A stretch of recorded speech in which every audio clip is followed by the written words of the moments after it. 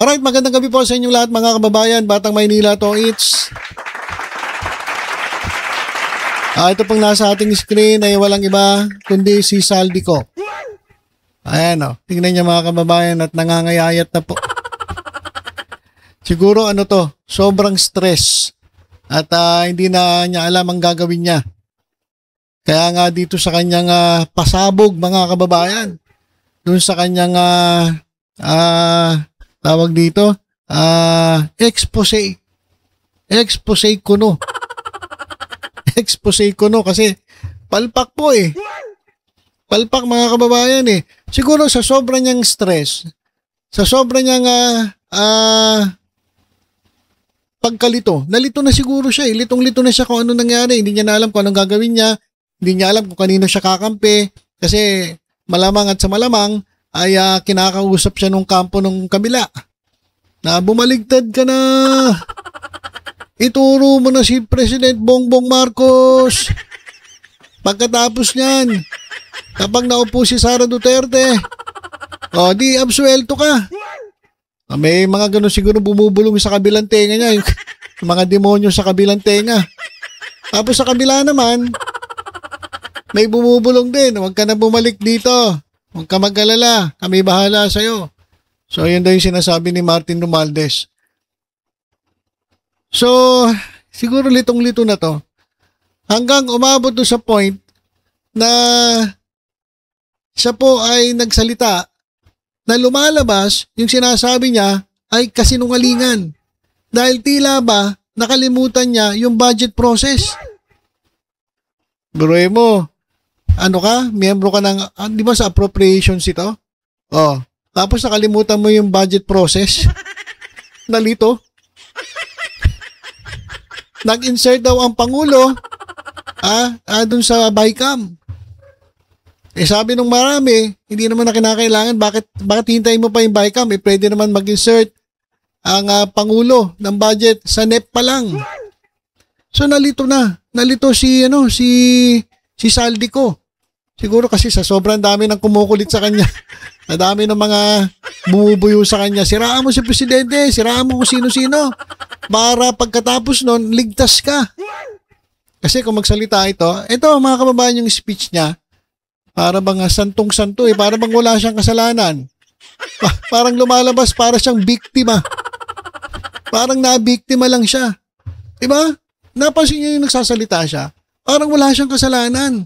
At parang itinuturo niya lahat kay Presidente Marcos, kay Romualdez, kay Secretary Mina, kay Yusek Bersamin. So tapos siya, parang walang kasalanan. Di wow. kaya, ito talaga ba? Pwede nga.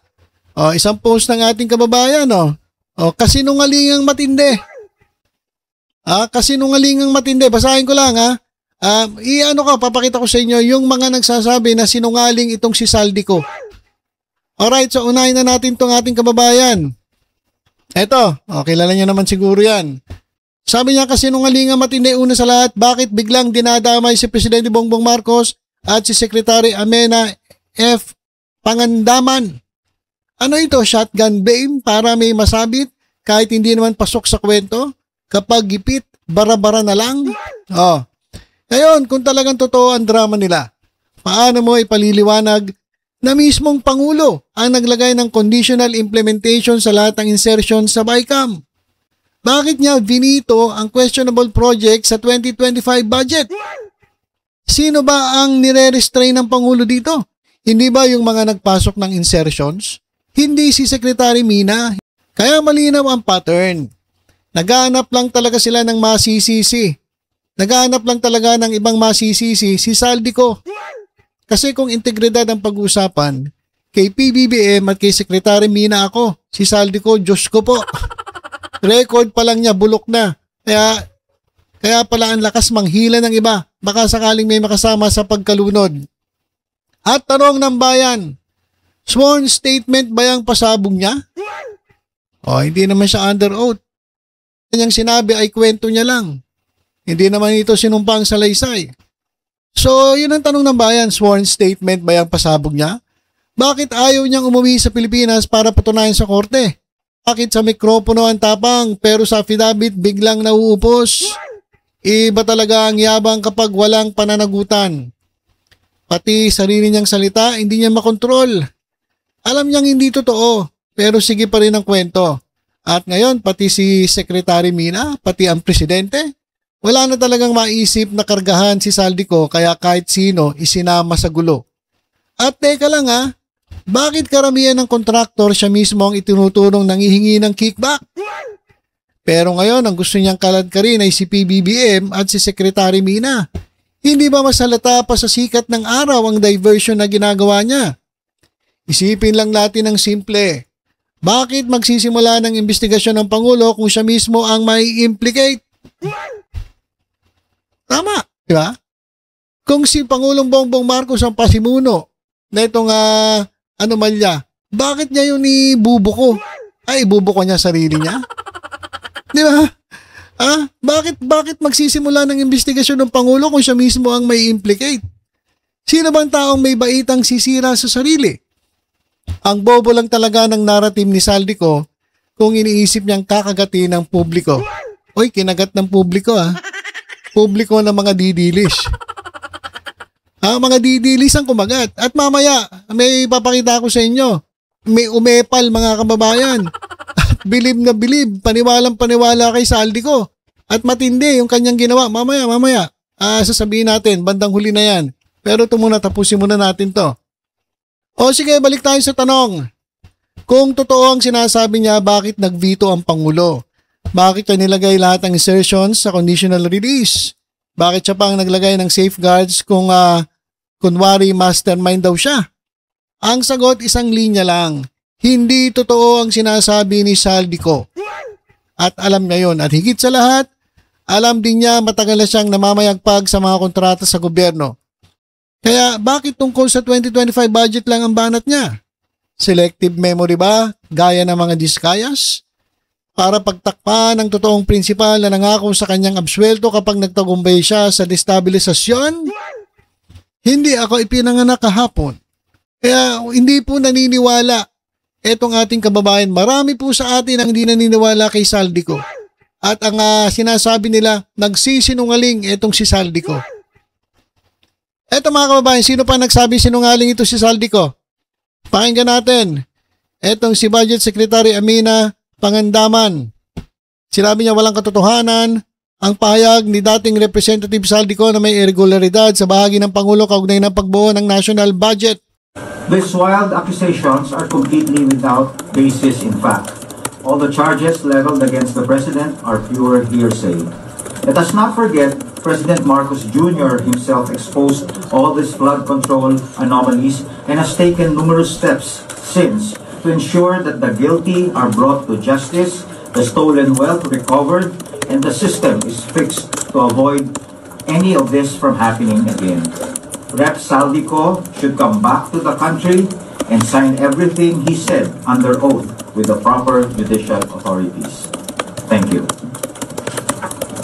Secretary Amina Pangandaman of PBM.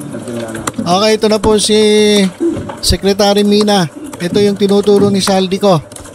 Magandang hapon po sa ating lahat. All appropriations ordered by the President is already in the National Expenditure Program. That is why it is called the President's Budget.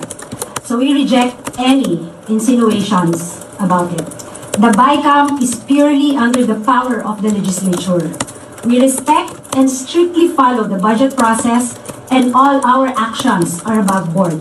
Kung maaalala niyo po ang proseso ng budget, ginagawa po ng executive ng 6 na buwan ang ating President's Budget and National Expenditure Program.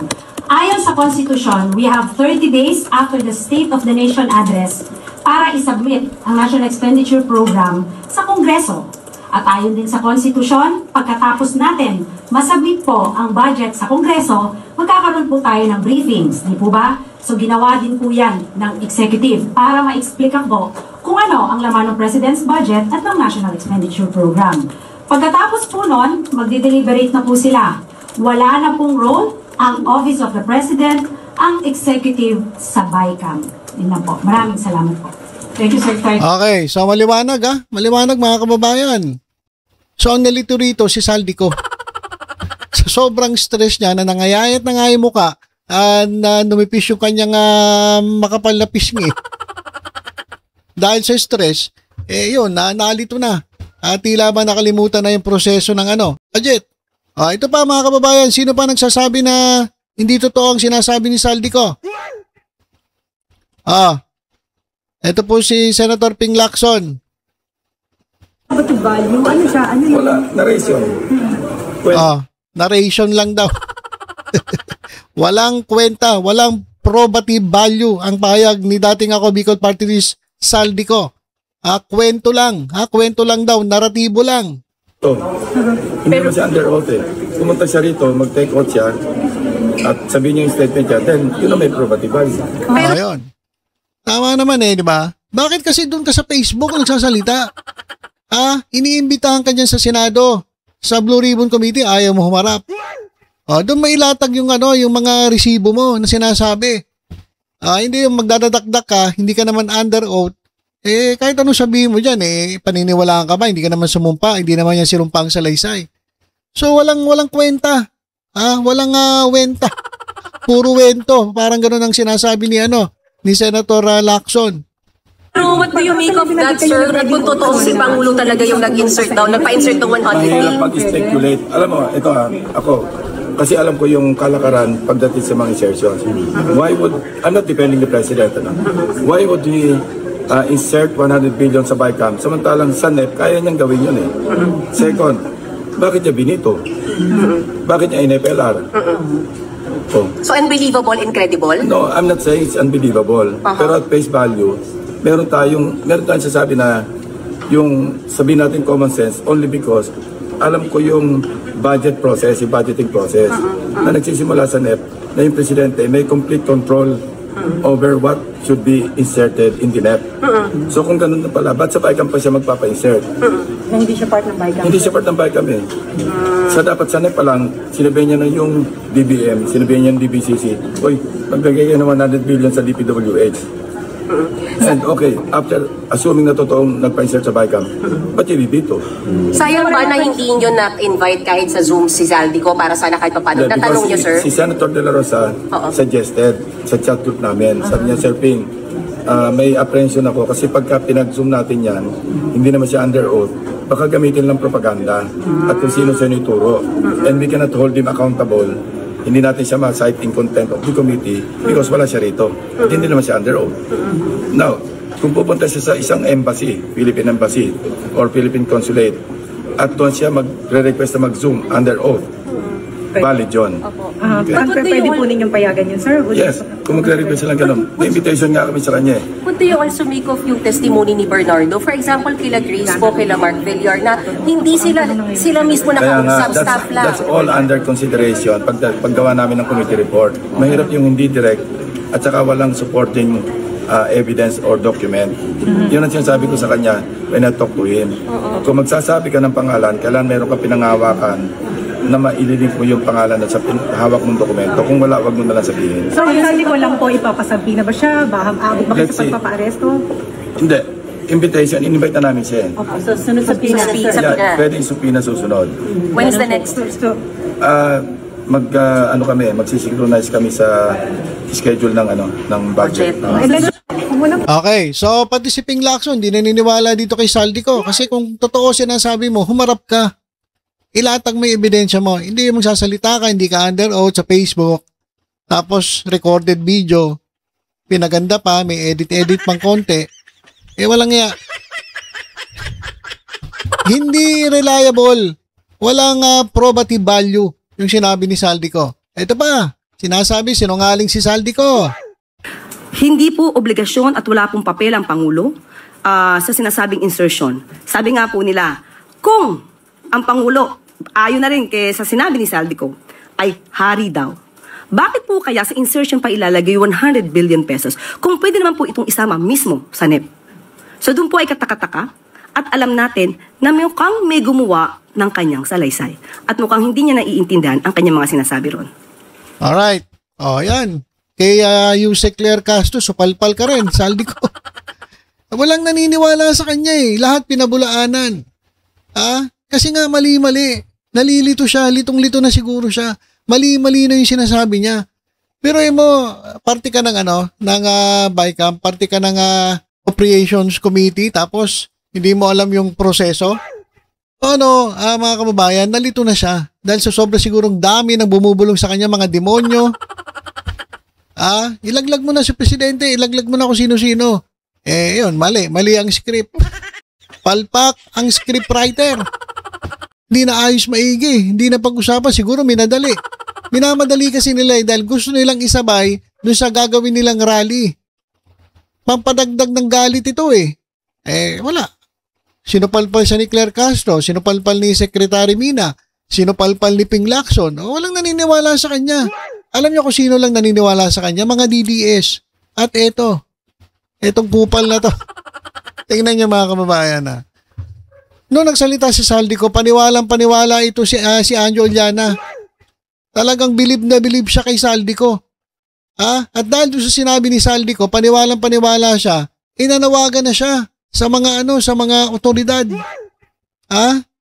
Nanawagan siya na mag-alsa. At wag nang sumuporta sa gobyerno. Pakinggan natin itong kupal na to. Hindi nag-iisip to Ngak-ngak lang ng ngak-ngak. May sinabi lang si Saldico, naniwala agad, hindi niya man lang pinag-aralan, hindi niya man lang tiningnan kung totoo ba sinasabi nito. Kasi kapag ganon, wala. Mas bobo ka pa doon sa nagsalita. Mali-mali nga sinabi ni Saldico Pero siya paniwalang-paniwala. At tignan nyo mga kababayan ng panawagan na itong Tulonges na to. Kumanta na kung sino talaga ang mastermind. Nananawagan ako sa Armed Forces of the Philippines. So sobrang niyang paniniwala kay Saldico. Kinanta na raw kung sino mastermind. Hindi niya man lang pinag-aralan, hindi nagsaliksik. Narinig niya lang nagsalita si Saldico, ngayon naniwala na agad. At ngayon nananawagan sa Armed Forces. Anong gusto mong gawin ng Armed Forces? It's time. It's time. It's time. Sa Armed Forces of the Philippines, sa Philippine Army, sa Philippine Marines, sa Philippine Navy, sa Philippine Air Force. Sama mo na rin yung Coast Guard. Kahit bullshit yung boss dyan sa Coast Guard, masyadong bias. Pati Pilipiniana, tawagan mo na rin. Sibakin nyo na lang yung admiral dyan. Laging kakampi sa gobyerno kahit anong mangyari. Nananawagan ako sa inyo. Mag-usap-usap kayo. Anong gusto yung mangyari? Mamili kayo. Paalisin nyo si Marcos sa Malacanang o magkagulo dito sa Maynila, magkapatayan, magkasugatan, magkaduguan, magkasunugan. Kaya AFP, Armed Forces of the Philippines, kumanta na, tinuro na ni Saldico ang mastermind. Tingnan nyo. Tinuro na rin ni Saldico yung mastermind. So paniwalang-paniwala siya kay Saldico.